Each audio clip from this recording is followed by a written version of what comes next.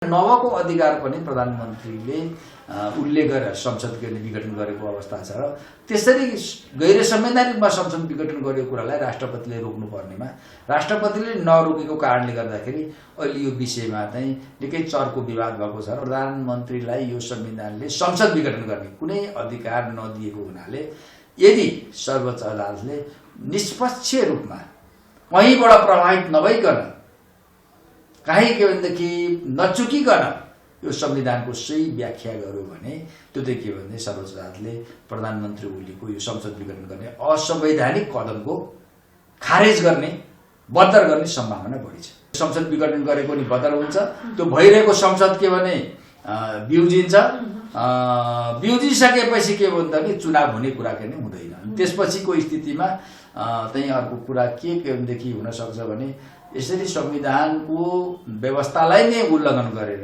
किल्चिएर प्रधानमन्त्रीले यो अविश्वासको के अरे यो संसद विघटन गर्ने काम गरेको हुनाले भन्नेको आधारमा प्रधानमन्त्रीको विरुद्धमा अविश्वासको प्रस्ताव आउन सक्छ।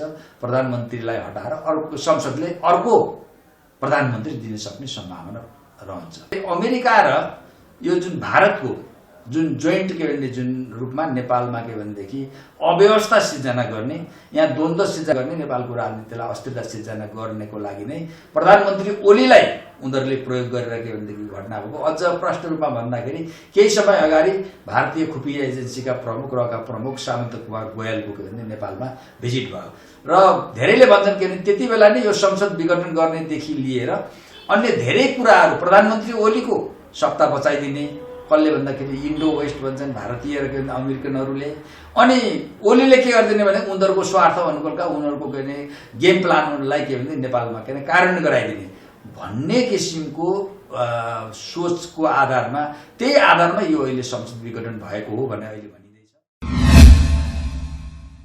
स्वागत छ सरलाई माइतीका राज्यमा। धन्यवाद। हजुर, प्रधानमन्त्री केपी शर्मा ओलीले संविधानको कुन धारा अनुसार चाहिँ संसद विघटन गर्नुभयो? प्रधानमन्त्री ओलीले संसद विघटनको लागि उहाँले उल्लेख गरेको संविधानको धारा भनेको चाहिँ 76(7) र 85 दुईटा के भनेदेखि मूल धाराहरूको उल्लेख गरेको छ र त्यो के भने जस्तो के भने 85 मा चाहिँ व्यवस्था के छ संविधानको धारा भने यो संविधान बमोजिम संसद अगावै विघटन नभएमा प्रतिनिधि सभाको कार्यकाल 5 वर्षको हुनेछ भन्ने किन उल्लेख छ। अब त्यो भनेपछि त्यसको अर्थ चाहिँ के हो त भन्दाखेरि प्रतिनिधि सभाको कार्यकाल चाहिँ 5 वर्षको हुने, तर त्यो संविधान बमोजिम अगावै विघटन भयो भने चाहिँ के हो भने त्यसको घट्न पनि सक्छ भन्ने कुरा हो। त अगाडि नै विघटन गर्ने व्यवस्था चाहिँ कहाँ छ त भन्दाखेरि संविधानको धारा 76 को 7 मा के भन्ने व्यवस्था छ। त्यो 7 को व्यवस्था चाहिँ के हो भने यो अलिकति प्रष्ट हुन जरुरी छ। प्रतिनिधि सभाको निर्वाचन भइसकेपछि यदि कुनै दलले स्पष्ट बहुमत ल्यायो भने स्पष्ट बहुमत ल्याएको अवस्थामा त्यो दलको संसदीय दलको नेतालाई के भनेदेखि राष्ट्रपतिले प्रधानमन्त्री नियुक्ति गर्छन्।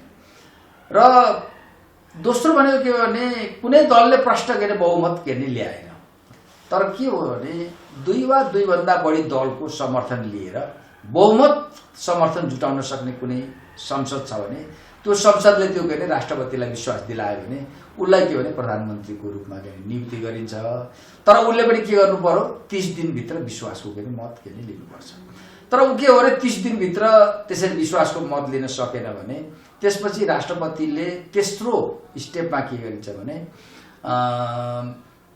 निर्वाचनमा सबभन्दा ठुलो दल अथवा निर्वाचनमा सबभन्दा बढी संसद संख्या जितेको कुनै दलको संसदीय दलको नेतालाई चाहिँ प्रधानमन्त्रीमा नियुक्ति गरिन्छ। त्यसले पनि के गर्नुपर्छ भने 30 दिनभित्र विश्वासको मत लिनुपर्छ। तर उ पनि के अरे विश्वासको मत लिन असफल हो भने अनि चौथो अन्तिम प्रयास चाहिँ के हुन्छ भने कि कुनै एउटा सांसद जसले के हो भने सबै दलको समर्थन जुटाएर बहुमत ल्याउन सक्ने भनेर उनले प्रधानमन्त्रीलाई राष्ट्रपतिलाई विश्वासमा दिलायो भने त्यति बेला उसलाई के प्रधानमन्त्रीमा नियुक्ति गरिन्छ राष्ट्रपतिद्वारा। त्यसपछि उसले पनि 30 दिनभित्र विश्वासको मत लिनुपर्छ। उसले लिन सकेन भने अब के हो त सबै प्रयासहरू गर्दाखेरि पनि प्रधानमन्त्री संसदले पनि दिन सकेन भने सरकार दिन नसक्ने संसदको औचित्य समाप्त हो। त्यो अवस्था चाहिँ संविधानको धारा के भने 76 को उपधारा के भनेदेखि 7 बमोजिम चाहिँ त्यसपछि संसद के भनेदेखि विघटन के भने हुन्छ। र यहाँ कुरा के आयो, यसको अर्थ चाहिँ कि संविधानको के अक्षर भावना चाहिँ के हो भने यदि प्रतिनिधि सभाले वैकल्पिक सरकार दिन सकिराख्छ भने चाहिँ संसद विघटन गर्न हुँदैन भन्ने एउटा। दोस्रो कुरा के भने यो संविधानमा कहीँ पनि प्रधान न्यायाधीश के अरे प्रधानमन्त्रीलाई संसद विघटन गर्ने अधिकार दिएको छैन। स्वत आफै संसद विघटन हुने एउटा कुरा हो, सरकार दिन नसकेर, तर प्रधानमन्त्रीलाई त्यो अधिकार के भनेदेखि दिएको छैन।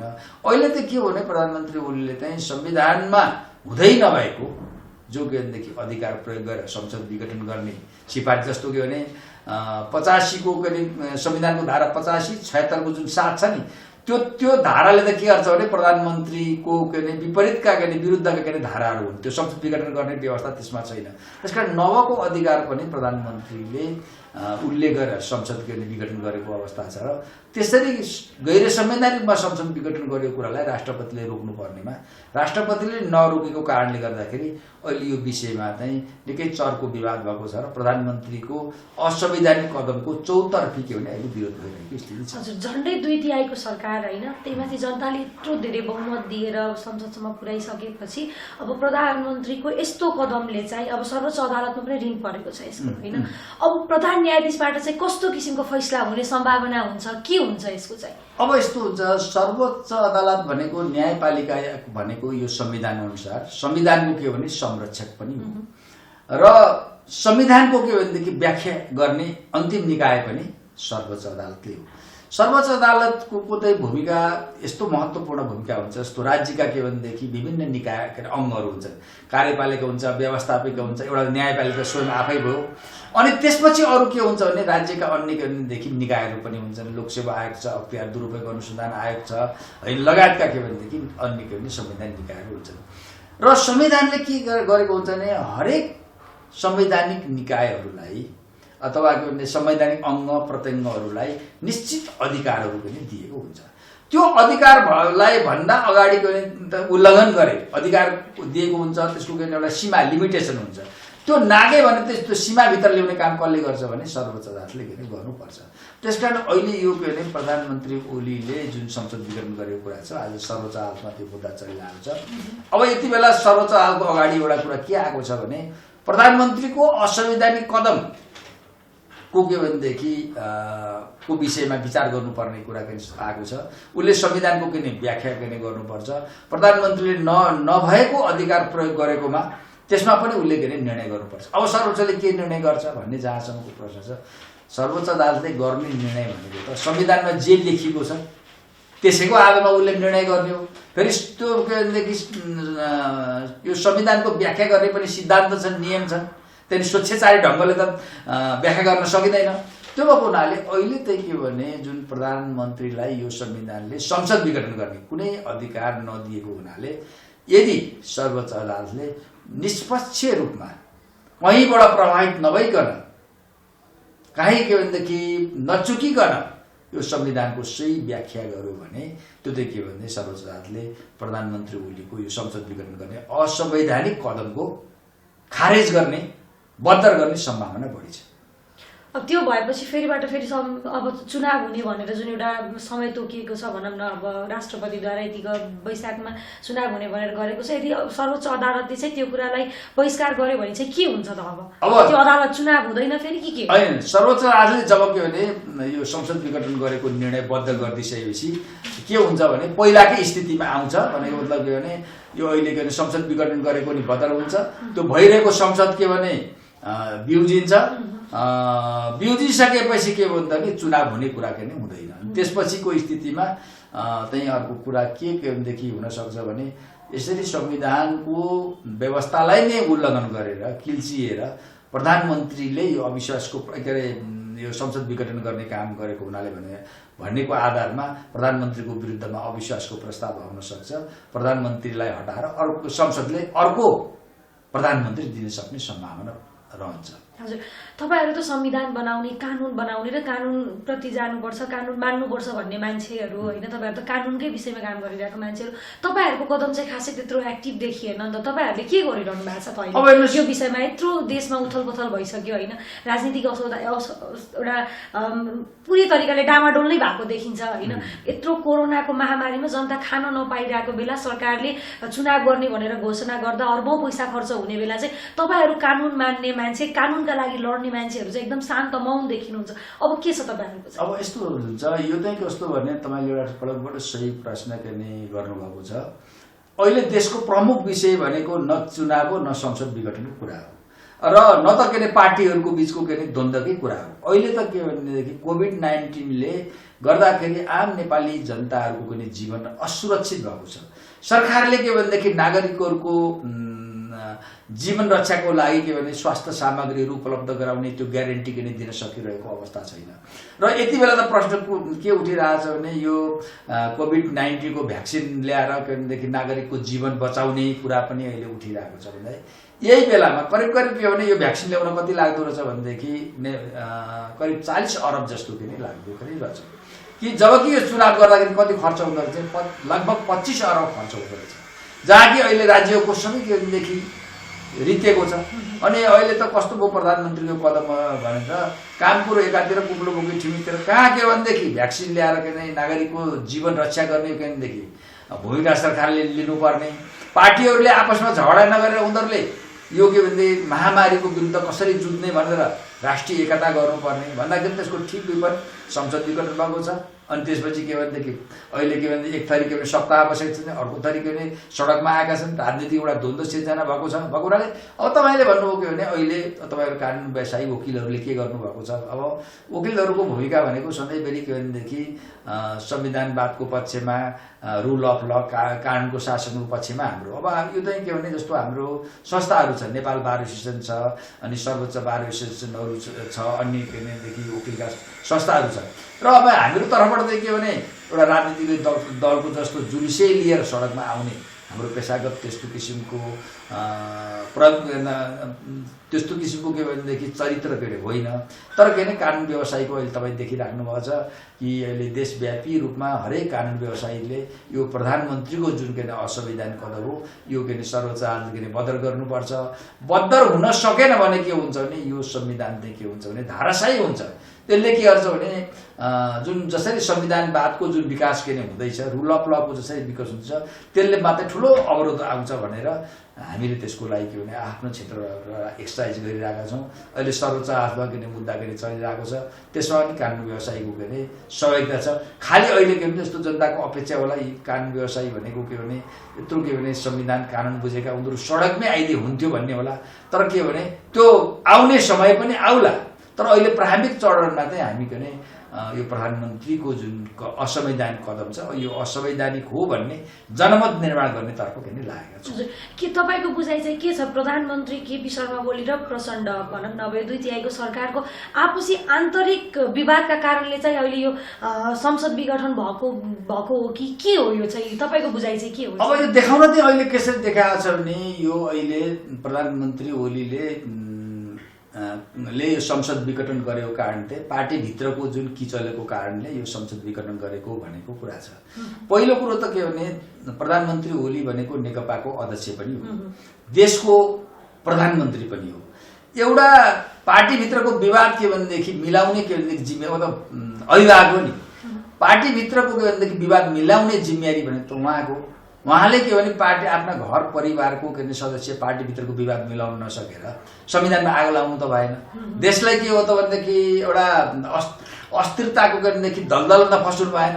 त्यसकारण उहाँले त्यो तर्क भनेको के आफ्नै परिवारको भित्रको पार्टीभित्रको विवाद मिलाउन नसकेर गरे भन्ने त्यो कुनै तर्कबाट पनि त्यसलाई न्यायोचित अथवा उपयुक्त के भन्न के भनेदेखि सकिँदैन। तर मलाई के लाग्छ भने यो अहिले हात्तीको देखाउने दाँत एउटा हुन्छ, चपाउने दाँत अर्को हुन्छ भन्छ। वास्तवमा यो संसद विघटन भनेको पनि पार्टीको आन्तरिक कारणले यो कहिलेदेखि होइन। यसको निर्णायक कारण चाहिँ के हो भने खास गरेर प्रधानमन्त्री ओली केही समय यतादेखि लिएर उहाँले के भने एउटा अमेरिकन के भनेदेखि जो प्रोजेक्ट एमसीसी पास गर्न उहाँले धेरै पनि जोड गर्नुभएको थियो र अमेरिकनहरू पनि के चाहन्थे भने एमसीसीको भर्याङ प्रयोग गरेर नेपाललाई एउटा सामरिक अखडा अन्तर्गत किन आएका थिए। तर यो के भने नेपालले किन उनकै नेकपा भित्रै विरोध भएर पनि बाहिरबाट पनि विरोध भएर यो पास गर्न सकिरहेको स्थिति थिएन। त्यसकारण यो अहिले संसद विघटनको पछाडिको चाहिँ मूल कारण मलाई के जस्तो लाग्छ भने र अहिले विज्ञहरूले त्यो भनिरहेका छन्, यो चाहिँ के भने के अरे अमेरिका र यो जुन भारतको जुन जोइन्ट के भने जुन रूपमा नेपालमा के भनेदेखि अव्यवस्था सिर्जना गर्ने, यहाँ द्वन्द्व सिर्जना गर्ने, नेपालको राजनीतिलाई अस्थिरता सिर्जना गर्नेको लागि नै प्रधानमन्त्री ओलीलाई उनीहरूले प्रयोग गरेर के भनेदेखि घटना भएको। अझ प्रष्ट रूपमा भन्दाखेरि केही समय अगाडि भारतीय खुफिया एजेन्सीका प्रमुख रका प्रमुख सामन्त कुमार गोयलको के भने नेपालमा भिजिट भयो र धेरैले भन्छन् के भने त्यति बेला नै यो संसद विघटन गर्नेदेखि लिएर अन्य धेरै कुराहरू प्रधानमन्त्री ओलीको सत्ता बचाइदिने, कसले भन्दाखेरि इन्डो वेस्ट भन्छन् भारतीय र के अमेरिकनहरूले, अनि ओलीले के गरिदिने भने उनीहरूको स्वार्थ भन्नुका उनीहरूको के भने गेम प्लानहरूलाई के भने नेपालमा के कार्यान्वयन गराइदिने भन्ने किसिमको सोचको आधारमा त्यही आधारमा यो अहिले संसद विघटन भएको हो भनेर अहिले भनिँदैछ र घटनाक्रम हेर्दाखेरि धेरै त्यो सत्यता पनि देखिन्छ। अब त यहाँ के भन्छ यो चुनाव हुने सम्भावना छैन, चुनाव त हुँदै हुँदैन। यहाँ त के देखिन्छ भने यो अहिले यो संविधान पनि कोल्याप्स गर्ने अनि अहिलेको व्यवस्था पनि कोल्याप्स गर्ने र नेपाललाई के भनेदेखि चरम अस्थिरतामा फसाउने अब र के भने यहाँ विदेशी शक्तिहरू के भने द्वन्द्वको भूमिमा अहिले तपाईँ देखिराख्नु छ। जसरी के भनेदेखि भारतीय र अमेरिकनहरू जसरी नेपाललाई एउटा सामरिक अखडा बनाउन आएका छन्, त्यसबाट के भनेदेखि आफ्नो सुरक्षामा थ्रेट परेको महसुस गरेर चिनियाहरू नै आछन्। आज तपाईँ हिजो मात्रै किन चिनियाहरूको एउटा टोली आइरहेको छ भन्दाखेरि त यसले के देखाउँछ भने नेपालतिर कतातिर के भनेदेखि को परिस्थिति के भनेदेखि जबरजस्त रूपमा धकेलिँदैछ भने जसरी यस्तै परिस्थिति के भने जस्तो अफगानिस्तानको स्थिति थियो, सिरियाको स्थिति थियो, जहाँ के विदेशी शक्तिहरू के द्वन्द्वको भूमि भएपछि अफगानिस्तान ध्वस्त भयो, सिरिया ध्वस्त भयो हुनाले यो त नेपालको परिस्थिति त के भने अब त्यतातिर एउटा के जाँदै गरेको किन स्थिति छ। हजुर, नेपाल बाहेक अन्त भनौँ न अरू देशहरूमा पनि संसद विघटन गरे भएको भन्ने के जानकारी छ तपाईँलाई यस्तो बारेमा? के अब यस्तो छ, यो के भने पार्लियामेन्ट्री सिस्टममा संसदीय के प्रणालीमा संसद विघटन गर्ने के भने व्यवस्थाहरू पनि छ। तर के हुन्छ भने जहाँ के भने धेरै के भनेदेखि यो संवैधानिक यो के भने संसदीय अभ्यास, संवैधानिक अभ्यास र लोकतान्त्रिक अभ्यास जुन गरिएको छ त्यहाँको के भने प्रधानमन्त्रीहरूले हतपति के भने संसद विघटन गर्दैन। त्यो दिएको अधिकार पनि के गर्छन् भने उनीहरूले दुरुपयोग गर्दैनन्। किनभने संसद विघटन गर्नु भनेको जनताको एउटा प्रतिनिधि संस्थालाई के भनेदेखिको गला निमोट्ने हो, उसको लागि भनेदेखि हत्या गर्ने हो, समाप्त गर्ने हो। जनताको प्रतिनिधि संस्था रहेन भने त लोकतन्त्र त कमजोर हुन्छ, गर्दैन। तर के हो भने केही के भने भर्खरै सुरुवात भएका के भने लोकतन्त्रको अभ्यास सुरुवातका देशहरूमा चाहिँ यो के भने संसद विघटनको अधिकारलाई दुरुपयोग गर्ने गरेको पनि पाइन्छ। नेपालमै हेर्नुहोस् के हो भने नेपालको संविधान 2047 को 53 धारा 53 को 4 मा के थियो भने प्रधानमन्त्रीलाई स्पष्ट रूपमा संसद विघटन गर्ने अधिकार दिएको थियो। त्यो किन दियो त भने प्रधानमन्त्रीले त्यो अधिकारको दुरुपयोग गर्दैनन् भन्ने विश्वासमा दिएको थियो। जस्तो तपाईँ भन्नुहुन्छ प्रहरीलाई के भनेदेखि बन्दुक बोकेर राज्यले दिन्छ नि त, बन्दुक किन बोक्न दिएको त भन्दा के विश्वासमा दिएको भन्दाखेरि त्यो प्रहरीलाई यति ट्रेनिङ दिएको छ, यति के भने उसलाई प्रशिक्षण दिएको छ, त्यो बन्दुक जहाँपाती प्रयोग गर्दैन भन्ने विश्वासमा दिएको। तर त्यही प्रहरीले त्यो बन्दुक चाहिँ डकैती गर्न प्रयोग गर्यो भने के हुन्छ, त्यो गरेको विश्वास टुट्दैन। त्यस्तै गरेर के भने यो संविधानमा पनि के थियो भने 47 सालको संविधानमा प्रधानमन्त्रीलाई संसद विघटन गर्ने अधिकार थियो। तर त्यसको पहिलो दुरुपयोग बहुमत हुँदाहुँदै 51 सालमा गिरिजाप्रसाद कोइरालाले संसद विघटन गर्नुभयो। त्यसपछि के भनेदेखि मनमोहन अधिकारीको के अलमतको सरकारले संसद विघटन गर्यो। अनि ती दुईटा घटनाबाट के हो त नेपालको राजनीति भनेको धेरै अस्थिर भयो। भएको हुनाले सत्ता जोगाउनको लागि त्यो संसद विघटन गर्ने अधिकार के भने दुरुपयोग गर्ने प्रवृत्ति के बढेको। पछि त शेरबहादुर देउपाले राजा ज्ञानेन्द्रको पालामा नेपालमा यो व्यवस्थै समाप्त गर्नको लागि दरबारको इसारामा त्यो 69 सालमा उहाँले के भने जेठ 27 गते जस्तो लाग्छ उहाँले के भने संसद के भने विघटन के भन्दै गरिसकेपछि त्यसपछि त के हो त नेपालको त लोकतन्त्रै समाप्त हो, प्रजातन्त्रै धाराशायी हो नि। यो अहिलेको प्रधानमन्त्री ओलीको कदम पनि के लाग्छ भने गिरिजा मनमोहनले गरेको संसद विघटन एउटा प्रकृतिको थियो, उनीहरूको एउटा अहम कि अब के भनेदेखि हामी चुनाव गरेर के भने बहुमत ल्याएर फेरि एकलौटी सरकार बनाउँछौँ भन्ने किसिमको थियो भने यो अहिले शेरबहादुर देउवाको के भनेदेखि विघटन त के थियो भने व्यवस्था सिद्ध्याउने अथवा राजाका हातमा के भने सत्ता पुर्याउने उद्देश्यको साथ गरेको थियो भने अहिले केपी शर्मा ओलीको पनि यो विघटन के भनेको भने यो संविधान सिद्ध्याउने, यो व्यवस्था सिद्ध्याउने र नेपालको राज्य सत्ताको गर्ने लगाम चाहिँ विदेशीहरूको हातमा पुर्याइदिने, खास गरेर इन्डो वेस्ट भारतीयहरू अमेरिकनको हातमा पुर्याइदिने षड्यन्त्र अन्तर्गत के भएको के देखिन्छ। अब यो के हो भने यही भएर के गर्यो भने यो संसद विघटन गर्ने अधिकारको दुरुपयोग भयो भनेर यो संविधानमा त के गरियो त भन्दाखेरि संसद विघटन गर्ने अधिकार दुरुपयोग भयो, अब दिनु हुँदैन भनेर यो संविधानमा चाहिँ दिएको छैन। जस्तै तपाईँले भन्नुभयो अब एमसीसीकै कुरालाई जोडेँ मैले है, एमसीसी पास भयो भने चाहिँ कानुनन तरिकाले नेपाललाई कस्ता किसिमका हानिहरू हुन सक्छन् त? अब यो अहिले के भने जुन एमसीसी भनेको भने बाहिर हेर्दाखेरि नेपाललाई के भने आर्थिक सहयोग अथवा के भने यो विद्युत प्रसारण लाइन के बनाइदिने के बाटो बनाइदिने भन्ने हिसाबले बाहिर पनि देखाउने, वास्तवमा त्यो के हो भने त्यसको चाहिँ भित्री त्यसको नियत चाहिँ त्यो सहयोग दिनको पछाडिको कारण के हो भने जस्तो तपाईँ भन्नुहोस् अहिले त यो एमसीसी दिनु हुँदैन भने आम जनताबाट आवाज उठिरहेछ, उठ्दै पनि के भने जो देशले मलाई हामीले चाहिँदैन भन्छ तिमीहरू लिनै पर्छ भनेर किन अमेरिकन के भनेदेखि दबाब दिइरहेछ। त्यसको पछाडि त नियत त के भनेदेखि सफा राम्रो त नियत त छैन, दालमा के भने कालो छ भने जस्तो त्यो किसिम देखिन्छ उसले। यो चाहिँ कुरा खास गरेर के हो भने यो बाहनामा के भने नेपालमा के एमसीसी को आउने आइसकेपछि त्यो प्रोजेक्ट के भनेको संरक्षणको बाहनामा के भनेदेखि कुनै न कुनै किसिमले अमेरिकन सेनाहरूलाई नेपालमा के लिएर आउने र नेपाललाई के भने सैनिक अखडा के भने बनाउने हो। त्यसकारण के भने यो हामीले जब के भने कुनै विदेशी देशको सेना हाम्रो जस्तो सानो केदेखि भूगोल भएको सानो अर्थतन्त्र भएको मा विदेशी सेना आएर बस्यो भने त्यस बेला त के हाम्रो देशको सार्वभौमसत्ता भौगोलिक अखण्डता नै के हो त भनेदेखि धाराशायी हुन पुग्छ। त्यो भएको हुनाले के भने यो जुन एमसीसी छ त्यो एमसीसी चाहिँ के छ त भन्दाखेरि यो सहयोगको बाहनामा नेपालको के भनेदेखि राष्ट्रिय हित विपरीतको यो के प्रोजेक्ट भएको हुनाले यो चाहिँ के भने लिन नहुने भन्ने जुन जनावाज छ त्यो एकदम सही कुरा पनि छ। हजुर, अन्त्यमा अब के हुन्छ त नेपालको राजनीतिक अवस्था, अब नेपालको अर्थतन्त्र लगायतका जति पनि कुराहरू अहिलेलाई लिएर विभिन्न दलका मानिसहरू भनौँ या अभियानकर्ताहरू सडकमा आइरहनु भएको छ, अब के छ त नेपालको भविष्य या नेपालको राजनीतिक भविष्य चाहिँ के छ तपाईँको चाहिँ? अब हेर्नुहोस् नेपालको राजनीतिक भविष्यमा केदेखि अहिले के भने फेरि कालो बादल मडारिन थालेको छ। प्रधानमन्त्रीहरूले संसद के विघटन गरेर जो नेपालको राजनीति हिजो के भने यो नयाँ यो वर्तमान संविधान बन्नुभन्दा अगाडि जो के भनेदेखि अस्थिर अवस्थाबाट गुज्रिरहेको थियो संविधान निर्माण भएर अनि चुनाव भइसकेपछि यसले के भने एउटा ट्र्याकमा रेलको लिकमा जस्तो राजनीति के एउटा के लिकमा के रहेको थियो। भलै के भनेदेखि त्यो लिकमा रहे पनि त्यसले गति त स्पिड त लिन सकेको थिएन तर लिकमा थियो। तर प्रधानमन्त्रीहरूले यो संसद विघटन गरेपछि चाहिँ त्यो राजनीतिक लिक बढे बाहिर आउट गरिदिएको स्थिति छ।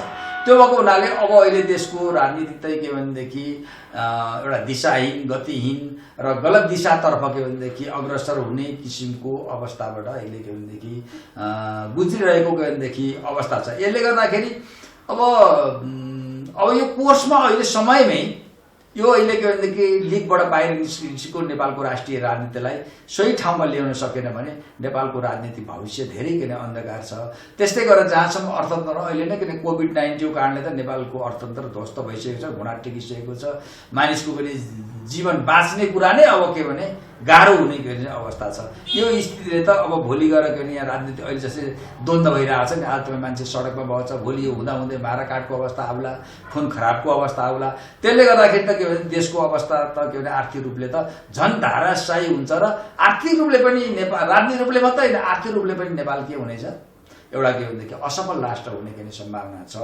त्यसकारण के भने यो अहिलेको परिस्थिति भनेको मलाई लाग्छ सायद नेपालको इतिहासमा सुगौली संहिताका एउटा यस्तै नेपालको अस्तित्वको अगाडि एउटा प्रश्न के उठेको थियो भने अहिले नेपालको स्थिति पनि त्यस्तै एउटा सङ्कटपूर्ण स्थितिबाट अहिले गुज्रिरहेको स्थिति छ। हजुर, अब राजाहरूको पनि धेरै राजावादीहरूको धेरै आन्दोलनहरू देख्न पाइन्छ होइन, यति धेरै विरोधहरू गरिरहनु भएको छ, 77वटै जिल्लाबाट विरोधहरू गर्दै आइरहनु भएको छ। राजावादीहरूले राजा चाहियो भनेर के छ त, नेपालमा राजा आउनु सम्भव छ त के छ? अब हेर्नुहोस्, यो जुन राजाको कुराको विषयमा अब धेरै मान्छेहरूले त अब राजतन्त्र के भनेदेखि आइसक्यो, अब के भने माघ कुन महिनामा के भनेदेखि ल्याएर नारायण हिर्तीमा बसाउने, सिंहदरबार के कब्जा गर्ने भनिरहेको स्थिति छ। अब अहिले राजावादी आन्दोलनमा मूलतः के भने 3टा प्रकृतिका मान्छेहरू लागेको छ।